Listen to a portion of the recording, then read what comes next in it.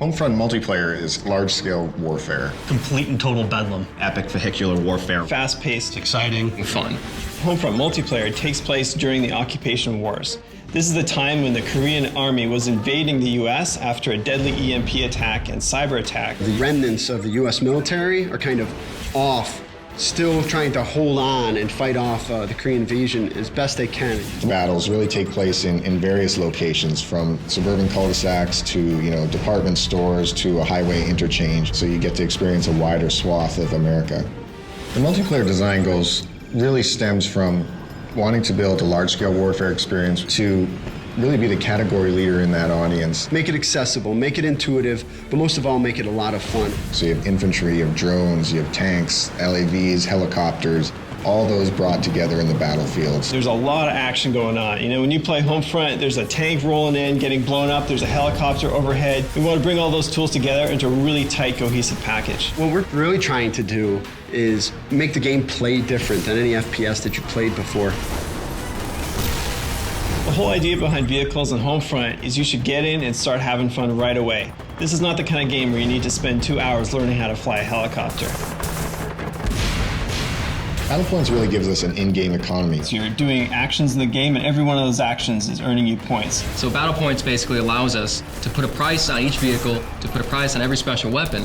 Rather than just saying like, oh great, you captured that objective, here's some experience, we're saying, hey, you captured that objective, that's great, now here's a tank. You can buy everything from tanks, helicopters, to drones, to additional ammo for your RPG.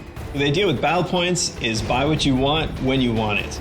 So if you're fighting a vehicle and you need a new rocket launcher, you can pick one up right on the fly. The near future setting for Homefront gives us the ability to bring in some near future technology like drones. What drones add to the game is a lot of new and interesting types of ways to fight your enemy and to fight them without putting yourself at risk. I may spawn in the game initially and deploy my recon drone, and I start marking different targets. Ground control, everyone races for these 3 objectives, and then when you capture an objective, you start gaining points. Now, when you gain enough points, it'll actually push the whole line over to the enemy section. You're not spread out amongst a vast area.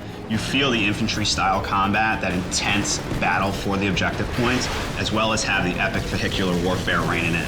Ground control is different from other objective-based game modes because you get to fight over new spaces. The objectives will move to different locations, and you'll have to use new strategies when you get to those areas. So in essence, you're not just playing on the same map for 12 to 15 minutes, you're playing on 2 or 3 different maps, because all the gameplay is localized around those objective points. And as players start earning points, you're going to start seeing some tanks on the field, some helicopters. The battlefield evolves in a way that you see something different every minute that you're playing. Homefront is doing dedicated servers. In console games, you can get up to 32 players. In PC, obviously, it's even more important to have dedicated servers. After Homefront ships, I'm probably going to kick back by playing Homefront and destroying noobs online. It's interesting, as a developer, you have pretty much like one day where you know a lot more than everyone else at the game. After that one day, you're getting your ass kicked like everyone else.